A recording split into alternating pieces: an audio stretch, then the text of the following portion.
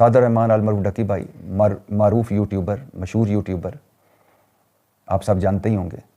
میں تو پہلے نہیں جانتا تھا، بہت زیادہ نہیں جانتا تھا، لیکن اس کیس کے بعد ڈیفینیٹلی جان گیا. اور اس کیس میں میری انٹری بھی ہے. میں بھی بے وقوف بنا ہوں، میری انٹری، اور میں کیسے بے وقوف بنا یہ میں بعد میں بتاتا ہوں. لیکن سعد الرحمان المعروف ڈکی بھائی کا ولاگ سنتے ہوئے میں بہت دکھی ہوا، کیونکہ وہ کئی مرتبہ درمیان میں رویا، کئی مرتبہ اس کی آنکھوں میں آنسو آئے، کئی سوالات اس نے کیے ہم سب سے کہ میرے دادے کا کیا قصور تھا، میرے دل کے مریض باپ کا کیا قصور تھا، میری ماں کا کیا قصور تھا، میری بیوی کا کیا قصور ہے، میرے بھائیوں کا کیا قصور ہے، اور میرا اتنا بڑا قصور. یعنی سعد الرحمان المعروف ڈکی بھائی پر الزام کیا تھا؟ ویسے تو NCCIA نے بڑے ہی پرچے لمبے ہی کھینچ دیا. اس طرح لگ رہا تھا جس طرح یہ کلبھوشن یادیو کا ساتھی ہے جو اب پکڑا ہے. جس طرح فخر سے وہ ایڈیشنل ڈائریکٹر جس نے مجھے بھی بیوقوف بنایا، سرفراز چودھری، جس طرح فخر سے وہ بیان کرتا تھا ویسٹ کوٹ پہن کے اور کہانیاں بیان کرتا تھا، اس پر میں نے پہلے بھی اعتراض کیا تھا کہ جب ڈکی کو پکڑ لیا اس نے، تو اس نے اس کو بغیرت کہا ایک پوڈ کاسٹ میں. میں حیران ہوا کہ جو سامنے بیٹھا تھا اس نے بھی نہیں کہا کہ آپ اگر کسی نے جرم کیا ہے تو آپ نے پکڑ لیا ہے، ٹھیک ہے عدالت فیصلہ کرے گی، آپ کسی کو بغیرت کیسے کہہ سکتے ہیں؟ وہ بھی چپ رہا. اور میں بڑا اس دن بھی غصہ بھی آیا، دکھی بھی ہوا. یہ کیسے افسر ہیں؟ 16 17 18 گریڈ کا افسر ہے اور کسی بندے کو بغیرت کہہ رہا ہے اور لائیو کہہ رہا ہے، یعنی ریکارڈ کروا رہا ہے، انٹرویو دے رہا ہے. کوئی خوف خدا نہیں، کوئی اس کو نہیں ہے کیونکہ اوپر سے مجھ سے پوچھ لے گا. تو خیر اس ولاگ میں ڈکی رویا بھی اور اس نے سوالات بھی کیے. اور بھلا اس کا قصور کیا تھا ڈکی بھائی کا؟ اس کا قصور یہ تھا کہ ایک جانے یا انجانے میں یہ ایک جوئے کی ایپ کو پروموٹ کر رہا تھا. یہ وہی جوئے کی ایپ ہے جو PSL کی سپانسر بھی تھی، اور یہ وہی جوئے کی ایپ ہے جو ہمارے کھلاڑیوں کے سینوں پر جس کا لوگو لگا ہوتا تھا، اور یہ وہی جوئے کی ایپ ہے جس کا ایک برانڈ ایمبیسیڈر بھی ہے بڑا آدمی. اور یہ جوئے کی ایپ شاید آج بھی چل رہی ہو، کہیں نہ کہیں موجود ہو، لیکن ڈکی پکڑا گیا. اور پھر جس طرح اس کو پکڑا، وہ چین سے آیا تھا، ملیشیا جا رہا تھا اپنی بیوی کے ساتھ، جس طرح پکڑا اور ڈرامائی رنگ دیا گیا کہ پتہ نہیں فرار ہو رہا تھا ملک سے، تو پتہ نہیں ہم نے کوئی 40 دن ناکے لگائے رکھے، تو پتہ نہیں کتنا بڑا نریندر مودی کا یہ ساتھی تھا، یا پتہ نہیں کتنا بڑا دنیا کا دہشت گرد پکڑ لیا. خیر وہ تو چھوڑیں، آپ سن چکے ہیں. اس اپنے ولاگ میں جو 52 منٹ کا ولاگ ہے ڈکی بھائی کا، اور جس میں اس نے موٹی موٹی باتیں بتائیں، وہ ٹھیک کہہ رہا تھا کہ 100 دن کی قید ہے، قدم قدم پر چھتر پڑے ہیں. اور مجھے ڈاکٹر عمر عادل یاد آ رہے ہیں. ڈاکٹر عمر عادل نے مجھے کہا کہ آپ کو پتہ ہے سعد الرحمان ڈکی بھائی کو کتنا مارا جاتا تھا، اس پر کتنا تشدد کیا جاتا تھا. میں نے کہا چھوڑیں، کیسی بات کرتے ہیں، اس کو تو ہاتھ بھی کسی نے نہیں لگایا. اس نے ڈاکٹر عمر عادل نے دیکھا اور کہا کہ آپ بھولے ہیں کہ بے وقوف ہیں. میں نے کہا کہ لگ رہا ہے کہ میں بے وقوف ہی ہوں اگر آپ سچے ہیں تو. اس نے ڈاکٹر عمر عادل نے کہا کہ اتنا مارا جاتا تھا کہ سعد الرحمان جو ڈکی بھائی ہے، اس کی جو کمر ہے یہ کالی سیاہ کمر ہو جاتی تھی، پہلے نیلی اور پھر کالی ہو جاتی تھی. اور ڈاکٹر عمر عادل نے میرے ہی پوڈ کاسٹ میں بتایا کہ جو چھتر NCCIA کے پاس تھا وہ کہیں بھی نہیں ہوگا پورے پاکستان میں. تو خیر اس ڈاکٹر عمر عادل بیچارہ بھی قید میں رہا، اور عجیب و غریب اس میں مقدمے بنے، اور پھر اس کے ساتھ اس جو ذہنی ٹارچر دیا گیا، اور اس نے وہ اس گندی حوالات میں، جس کا میں نے بھی وزٹ کیا ہوا ہے، دیکھی مجھے سرفراز چودھری نے دکھائی تھی، تو وہ ایک گھر کے اندر کوڑے کرکٹ کے ڈھیر کے بعد، یعنی گندگی کے ڈھیر کے ساتھ، نہ اس میں کوئی بلب، نہ اس میں کوئی پنکھا، نہ اس میں کوئی روشنی، نہ اس میں کوئی پانی، نہ اس میں کوئی باتھ روم. اور اس وقت جب مجھے دکھائی سرفراز چودھری نے تو اس وقت کوئی 16 لوگ اندر تھے. تو خیر ڈکی نے اپنے اس 52 منٹ کے ولاگ میں بہت ساری باتیں بتایا کہ کس طرح میں اور میری بیوی ملیشیا جانے کے لیے ایئرپورٹ پہنچے، کس طرح ہمیں وہاں سے گرفتار کیا گیا، کس طرح مجھے لایا گیا، پھر مجھے پتہ ہی نہیں تھا کہ میرا جرم کیا ہے، اور پھر کس طرح مجھے NCCI national cyber crime investigation agency لایا گیا، اور پھر اس کے بعد کس طرح میرے ساتھ ٹریٹ کیا گیا. 2-3 منظر جو ہے نا جن پہ میں بہت دکھی ہوں، ان میں سے ایک منظر یہ ہے کہ سرفراز چودھری جو ڈپٹی ڈائریکٹر بھی تھا، ایڈیشنل ڈائریکٹر یا ڈپٹی ڈائریکٹر انچارج تھا اس NCCIA پنجاب کا، وہ کہتے ہیں کہ جو ہی مجھے اس کے سامنے پیش کیا گیا تو اس نے آتے ہی مجھے ماں بہن کی گالیاں دینا شروع کر دیں، اور پھر میرے منہ پر تھپڑ مارا. میں نے منہ نیچے کیا، کہا منہ اوپر کرو، پھر دوسرا تھپڑ، پھر تیسرا تھپڑ، پھر چوتھا تھپڑ. اور پھر مجھے کہا بینڈ کر جو، یعنی گھٹنوں کے بل آ جاؤ، گھٹنوں کے بل لگ جیسے نہیں تب وہ آپ نے فلموں میں دیکھا ہوگا جس طرح وہ ہینڈز اپ کرواتے ہیں، گھٹنوں کے بل کہتے ہیں بیٹھ جاؤ، یعنی ایک طرح سے آپ گھٹنوں پہ بیٹھے ہوتے ہیں اور ہاتھ اوپر کیے ہوتے ہیں، کہتے ہیں اس طرح مجھے اس نے گھٹنوں پہ بٹھایا اور ہاتھ اوپر کروائے اور ایک ٹیلی فون میں لایا، ٹیلی فون پر ویڈیو کال کی، اور دوسری طرف 7 سال کا کوئی بچہ تھا، غالباً کوئی بیٹا ہوگا اپنا یا کوئی رشتہ دار ہوگا یا کوئی، تو اس سے پہلے پوچھا تم ڈکی کو جانتے ہو، ڈکی کو سنتے ہو؟ اس نے کہا جی میں دیکھتا ہوں، دیکھتا بھی ہوں، سنتا بھی ہوں، جانتا بھی ہوں، بچے نے کہا، تو کہا کہ یہ ڈکی، اور ڈکی ہاتھ کھڑا کر کے نا، یعنی گھٹنوں کے بل ہاتھ اوپر کر کے وہاں اس کی دفتر میں بیٹھا ہوا تھا، یا وہ جیسے گھٹنوں کے بل بیٹھنا ہوتا ہے، تو پیچھے بندہ جو کھڑا ہوا تھا اس نے ڈکی کو مارنا شروع کر دیا، اور سرفراز چودھری نے اس بچے سے، ڈکی بتا رہا ہے کہ اس بچے سے کہا کہ اس کو گالی دو ڈکی کو، تو اس نے گالی دی، اس نے کہا ایک اور دو، ایک اور دو، پیچھے سے بندہ ڈکی کو مار رہا ہے، ڈکی نے ہاتھ اوپر کیے ہوئے ہیں، گھٹنوں کے بل بیٹھا ہوا ہے، ویڈیو کال سرفراز چودھری نے کی ہوئی ہے، 7 سال کا بچہ ادھر سے گالیاں دے رہا ہے، پیچھے سے بندہ مار رہا ہے، آپ اندازہ کریں یہ NCCIA ہے، یہ اس حکومت کا تحفہ ہے، اور یہ اس طرح کے لوگ، اس جانور نما لوگ بٹھائے ہوئے ہیں، یہ جو اس طرح کے لوگ جو انسانوں کے ساتھ یہ ٹریٹ کر رہے ہیں۔ تو کہتے ہیں وہ بچہ گالیاں دے رہا تھا، پیچھے والا بندہ مجھے مار رہا تھا، میں گھٹنوں کے بل بیٹھا ہوا تھا اور میرے ہاتھ اوپر تھے اور آنکھوں سے آنسو تھے، ظاہر ہے بندہ اس کے علاوہ کیا کر سکتا ہے۔ اور پھر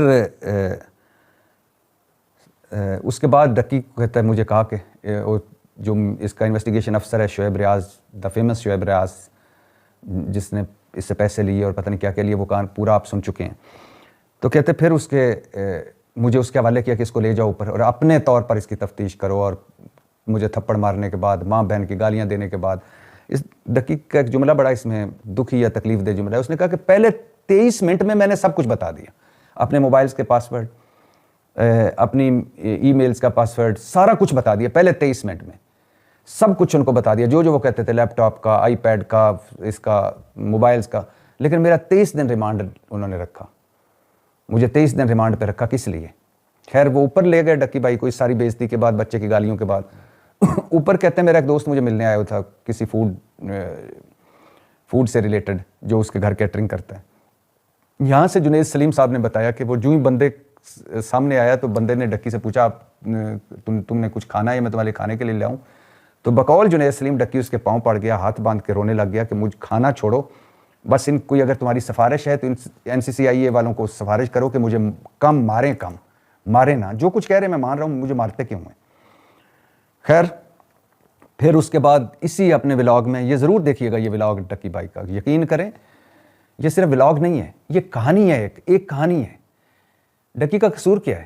میں نے کہا نا کہ PSL کی سپانسر تھی یہی جوئے کی ایپ، جس کو جانے انجانے میں پروموٹ کرنے پر اس کو پکڑا گیا، یہی اس کے برانڈ ایمبیسیڈر ہیں، کھلاڑیوں کے سینے پر تھی، کیونکہ ڈکی کوئی وڈیرا نہیں تھا، اس کا کوئی وڈیرا سرپرست نہیں تھا، اس کا کوئی لیفٹ رائٹ کوئی جج یا کوئی بیوروکریٹ یا کوئی وزیر یا کوئی بڑا کسی کا اس کے سر پر ہاتھ نہیں تھا، اس وجہ سے اس کو قدم قدم پر چھتر پڑے ہیں۔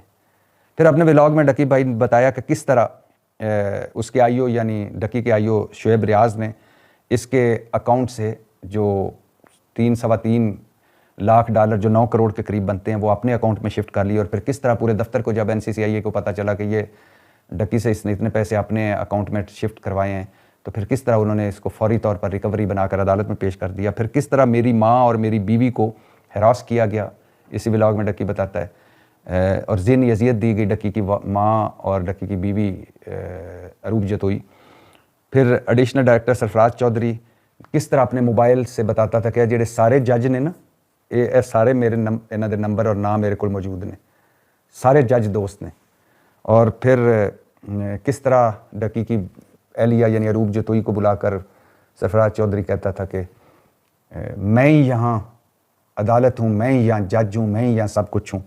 اور پھر کس طرح اروب جتوئی پر مقدمہ، اروب جتوئی جو ہے ڈکی کی اہلیہ ہے، اس پر مقدمہ نہ بنے، وہ گرفتار نہ ہو، اس کو کسی مسئلے میں نہ ڈالے، موبائل تو اس کا خیر ایک بلا کر لے لیا گیا تھا، پھر 1 کروڑ مانگا گیا، پھر ڈکی نے کس طرح، یعنی اس کے سارے اکاؤنٹس فریز تھے، دادے تک کے اکاؤنٹس فریز تھے۔ میں اس پر حیران رہ گیا کہ اب ڈکی کے اکاؤنٹس تو فریز کر سکتے ہیں، لیکن اس کی ماں، اس کے والد، اس کے دادے، تو پھر اپنے ماموں سے 60 لاکھ روپے لے کر اروب کی عزت اور جان بچائی ڈکی نے۔ 23 دن کا ریمانڈ اور پھر جوڈیشل کرنے کے لیے یا جیل بھجوانے کے لیے 30 لاکھ دیے ڈکی نے, اور پھر 4 پرچے تیار ہیں, یہ نہیں دیں گے تم پر, اگر 4 کروڑ دو, یہ شکر ہے یہ ڈکی نے نہیں دیا. اور ڈکی کہتا ہے کہ یعنی روتے ہوئے بتاتا ہے میں کیا, میرے سارے خاندان کے اکاؤنٹس فریز, دادے کے اکاؤنٹ تک فریز, میرا سارا خاندان مقروض, ابا جی کے علاج کے لیے ہمارے پاس پیسے نہیں تھے, میرا خاندان قرضہ لے لے کر NCCIA کے پیٹ بھرتا رہا. اور پھر جیل کا وہ بتاتا ہے, جیل میں 3 دن کے بعد پہلی ملاقات, 10 دن کے بعد دوسری ملاقات. اور اب آپ کو پتا ہوگا کہ سرفراز چودھری بھی اریسٹ ہے, باقی بھی پکڑے گئے ہیں. اب دعا کریں کہ یہ چھوٹ جانا ہے, چھوٹ جاتے ہیں لوگ. لیکن یہ جس کیس میں پکڑے گئے ہیں, اس کیس, ان میں سے ایک کیس اروپ جتوئی نے بھی کیا ہے.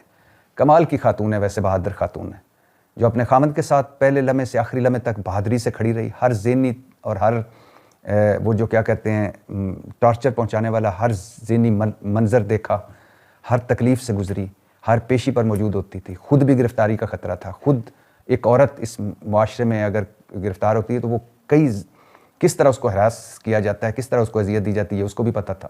لیکن پھر بھی کھڑی رہی اپنے خامد کے ساتھ, اور پھر مدعی بنی ہے. اب اس کے ساتھ کھڑا ہونا چاہیے ساروں کو کہ اگر آج اروپ جتوئی ہار جاتی ہے, اگر آج اس کے ساتھ کوئی کھڑا نہیں ہوتا, اگر آج اس فیملی کے ساتھ کوئی کھڑا نہیں ہوتا, یعنی اس باپ کے ساتھ جو ہارٹ پیشنٹ ہے, اس ماں کے ساتھ جس نے پتہ نہیں کتنے آنسو بہائے ہوں گے, اس بھائی کے ساتھ جو اپنے سارے تعلیم اور کاروبار چھوڑ کر بھائی کے پیچھے رلتا رہا, اس ڈکی بھائی کے ساتھ, جس کا قصور یہ تھا کہ وہ مڈل کلاس کا تھا نا, ہم جیسا تھا.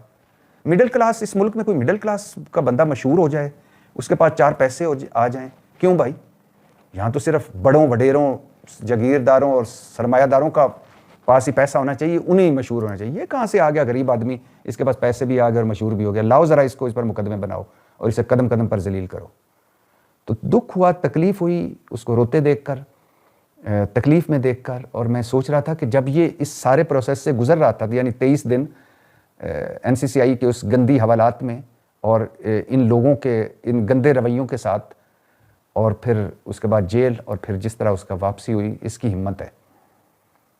اور اس میں ڈیفینیٹلی یہ آپ کو میں, یہ اخباروں میں چھپ چکا ہے, ٹی وی میں آ چکا ہے, ولاگز میں بات ہو چکی ہے کہ یہ بتاتے تھے یہ NCCI والے کہ ہمارے پیچھے MI ہے, ISI ہے, اور یہی ہمارے, بلکہ 2 بندے بھی کھڑا کرتے تھے جب ریڈ شیڈ ہوتا تھا کہ یہ MI کا, یہ ISI کا, تاکہ ہمارے اوپر یہ ہیں, ہمارے سر پر ان کا ہاتھ ہے. اور پھر ان کے نام پہ پتہ نہیں کیا کیا لیا جاتا تھا. ان 2 ایجنسیوں کا کمال کا کردار ہے, ISI کا اور MI کا. خاص طور پر MI نے جس طرح تفتیش کی, جب ان کو پتہ چلا کہ ہمارا نام مس یوز کیا جا رہا ہے, ہمارے نام پہ پیسے لیے جا رہے ہیں, ہمارا نیم ڈراپنگ کی جا رہی ہے, تو پھر انہوں نے جس طرح اس معاملے میں وہ جس طرح آئے, پھر انہوں نے جس طرح انویسٹیگیٹ کیا, پھر انہوں نے جس طرح ساروں کو پکڑ کے تفتیش کی, پھر منوایا, پھر عدالت میں پیش کیا. یقین کریں اگر یہ ایجنسیاں پیچھے نہ ہوتی تو اب تک وہ سارے چھوٹ کر دوبارہ عہدوں پر آ چکے ہوتے. تو دکھ ہوا, تکلیف ہوئی ڈکی بھائی کی کہانی سن کر, اور کہانی کا بلکہ 5% سن کر, اور جو اس کی ذہنی حالت تھی, جو اس کی باڈی لینگویج تھی, اور جس طرح وہ بیان کر رہا تھا. یقین کریں میں پھر وہی فکرے دہراؤں گا کہ میں اسے سن رہا تھا اور میں حیران ہو رہا تھا کہ اتنی ناانصافی, اتنا ظلم, اتنی اندھیر نگری. اب میں کیسے بیوقوف بنا, یا میری انٹری کیسے ہوئی؟ ہوا یہ کہ جب یہ ڈکی بھائی گرفتار ہوئے تو اس کے بعد اس نے ایک پوڈ کاسٹ میں اس کو بغیرت کہا. تو مجھے بڑا برا لگا. میں نے کہا میں اس کا انٹرویو کرنا چاہیے مجھے, اس کا, سرفراز چودھری اس کا, کیونکہ یہ ایک تو NCCI والے نئے ایکٹیو ہوئے ہیں, آن لائن سائبر کرائم اور پتہ نہیں کیا کیا, اور دوسرا اس کو بھی گرفتار کیا, اور تیسرا یہ کس طرح کسی کو بغیرت کہہ سکتا ہے. تو میں نے خیر ہیڈ آفس ان کے فون کیا. انہوں نے پہلے کہا کہ ابھی ہم نے روکا ہوا انٹرویوز دینے کے لیے, کیونکہ اس نے بہت ساری پوڈ کاسٹ کر دی ہیں سرفراز چودھری نے, تو ابھی ہم نہیں کرنے دے رہے, لیکن آپ کو کروا دیں گے. میں لاہور گیا, کسی سے نمبر لیا, سرفراز چودھری کو کال کی. اس نے کہا کہ آپ آئیں, آپ کو میں اپنا دفتر بھی دکھاؤں گا اور بیٹھ کے بات بھی کر لیں گے, پھر انٹرویو کا بھی کر لیں گے, پہلے آپ میرے دفتر تو آئیں. تو خیر میں اس کے دفتر گیا, غالباً گلبرگ میں ہے, یا میں لاہور کے اتنے رستوں کو نہیں جانتا. تو ایک جگہ پہنچا, وہاں سے ان کی گاڑی آئی, یعنی آگے ان کی گاڑی تھی, پیچھے پیچھے میری گاڑی تھی. خیر دفتر گئے, چھٹی والا دن تھا, مجھے یاد ہے اس دن چھٹی تھی, اتوار تھا. تو میں نے کہا آپ اتوار والے دن دفتر ہوں گے؟ اس نے کہا میں ہوں گا. تو میں جب اس کے کمرے میں گیا, ایک گھر میں ان کا دفتر ہے, تو کمرے میں داخل ہوا اس کے کمرے میں, تو اس وقت اس کے 15-20 سارے تقریباً جو افسر تھے نا NCCI کے, کوئی انسپیکٹر, کوئی سب انسپیکٹر, کوئی ڈپٹی اسسٹنٹ ڈائریکٹر, کوئی پتہ نہیں ایڈیشنل ڈپٹی ڈائریکٹر، کوئی اس طرح کے سارے لوگ بیٹھے ہوئے تھے. تو اس نے ساروں سے تعارف کرایا. خیر سرفراز چودھری، میں بھی بیٹھ گیا. اس کے بعد اس نے وہ میٹنگ ختم کی اور کہا کہ سارے اپنے اپنے کاموں پہ لگ جائیں، اور میرے ساتھ اس نے بات چیت شروع کر دی. اچانک بات چیت کے دوران اس نے کہا اپنے ڈکی سے ملنا ہے. میں نے کہا ڈیفینیٹلی ملوا دیں. تو سرفراز چودھری نے کہا ڈکی کو بلائیں. تھوڑی دیر بعد ہتھ کڑی لگی ہوئی، ڈکی اندر داخل ہو گیا. تو میں نے سرفراز چودھری کی طرف دیکھا، میں نے کہا بٹھائیں اسے. تو اس نے کہا کہ ہتھ کڑی کھولو جی ڈکی کی. ہتھ کڑی کھولی، ڈکی کرسی پر بٹھا دیا. اچھا، اور بات چیت شروع ہوگی. پہلا سوال سرفراز چودھری نے ڈکی سے کیا، اوئے دس میں تینوں ماریا ہے؟ اس نے کہا نہیں. اور پھر مجھے بتانے لگا جنید سلیم نے اور فلانے نے اور فلانے نے یہ دیکھیں یہ پروپیگنڈا کیا ہے، مارا ہے. میں ڈکی کی طرف دیکھ رہا تھا. میں نے بھی پوچھا کہ آپ کو مارا ہے؟ اس نے کہا نہیں. اور تیرے تو کوئی تشدد کیتا ہے سرفراز چودھری؟ اس نے کیا؟ اس نے کہا نہیں. اور تینوں کوئی بری گل کہی؟ اس نے کہا، ڈکی نے کہا نہیں. اچھا، تیرے کو کوئی پیسے لے؟ ڈکی نے کہا نہیں. ہاں سرفراز چودھری کے ایک دن میں نے ضرور ڈانٹیا سی جس دن عدالت اس طرح وکٹری نشان بنا کے آیا. میں کہ تو کیڑی چیز فتح کیتی ہے کہ وکٹری نشان بنا کے آئے. خیر ابھی ہم یہی باتیں کر رہے تھے اور ڈکی کو سرفراز چودھری کہہ رہا تھا کہ تو جب جائے گا باہر نکلے گا تو تم سدھرا ہوئے انسان ہوگے، تمہیں تلقین ہی کی ہم نے، تمہیں باتیں ہی بتائیں ہم نے، تمہیں اچھا ذکر ہی کیا. اچھا مزے کی بات ہے یہ ڈاکٹر عمر عادل نے بھی مجھے بتایا کہ تجھ سے تو یہ کہا ہوگا. میں نے کہا ہاں یہی کہا ہے.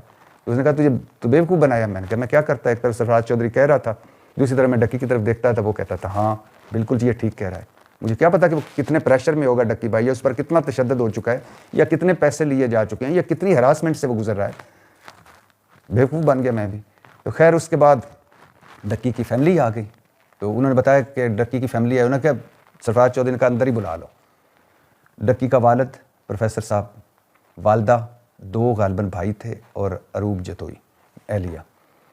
اور وہ اس کے ہاتھ میں، بلکہ مجھے یاد ہے میں نے اروب سے پوچھا یہ آپ نے ہاتھ میں کیا اٹھایا؟ تو اس نے بتایا کہ سعد کا پیٹ خراب ہے، تو غالباً میں کسی سب وے یا کسی جگہ سے میں اس کے لیے سلاد لے کے آئی ہوں کہ اس کا پیٹ خراب ہے تو یہ کھائے.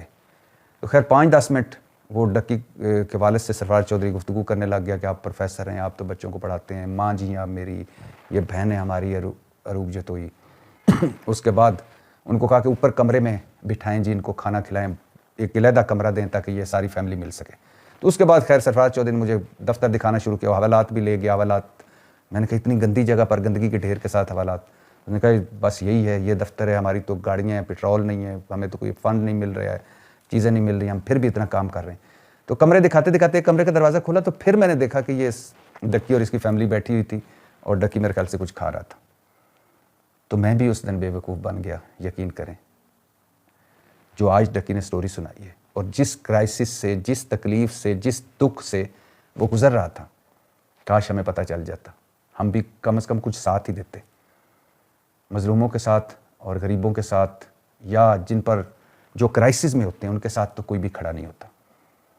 لیکن میں اس دن مطمئن ہو کے آیا کہ اتنا اچھا دفتر، اتنا اچھا افسر، اتنی اچھی تلقین کر رہے. وہ تو عمر عادل نے پہلی مرتبہ مجھے بتایا اور بتایا کہ کس طرح مجھ سے پیسے مانگے گئے، کس طرح میں جو اس کے ساتھ بیتی، اور پھر جو دن وہ حوالات میں رہا، پھر جن پہ ٹارچر ہوتا رہا، جن کو وہ دیکھتا رہا. اور پھر جب اس نے مجھے کہا کہ ڈکی پہ بھی ٹارچر ہوا ہے اور اسے مارا گیا، شدید تشدد ہوا ہے، تو میں نے کہا میں تو مل کے آیا ہوں، بالکل کچھ نہیں ہے. اس نے کہا ان دنوں جیل میں تھا، کولڈ لکھ پہ جیل میں ڈکی. تو اس نے کہا میرے ساتھ چلو پوچھ لو جا کے.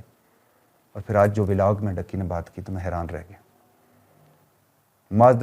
معذرت کی جا سکتی ہے ڈکی کی فیملی سے، ڈکی سے، کہ آپ اس ملک میں ہیں کہ جس ملک میں اگر کسی کو کوئی فیم مل جائے، پیسے مل جائیں، عزت مل جائے تو پورا معاشرہ خلاف ہو جاتا ہے. اور میں فیملی کی ہمت کو داد دیتا ہوں، والدہ، والد، اور خاص طور پر ڈکی کی اہلیہ اروب جتوئی کو، کہ وہ اس مشکل گھڑی میں انہوں نے یہ مشکل گھڑیاں کاٹی اور کھڑے رہے. اور اب بھی یقیناً مشکل لمحوں میں اس لیے بھی ہیں کہ ایک طرح سے اب وہ مدعی ہیں ایک مقدمے کی. لیکن مجھے یقین ہے جو ایجنسی اس وقت اس سارے معاملے کو دیکھ رہی ہے، مجھے یقین ہے کہ وہ اب مزید ناانصافی نہیں ہونے دے گی. اور اس میں خاص طور پر ہماری ایجنسیوں، ISI اور خاص طور پر MI کا کردار قابل تعریف رہا ہے. جس طرح انہوں نے جب ان کو پتہ چلا کہ ہمارا نام استعمال ہو رہا ہے، جس طرح انہوں نے سارے معاملے کو سمیٹا اور سارے معاملے کی تحقیق کی، وہ قابل تعریف ہے. پاکستان زندہ باد.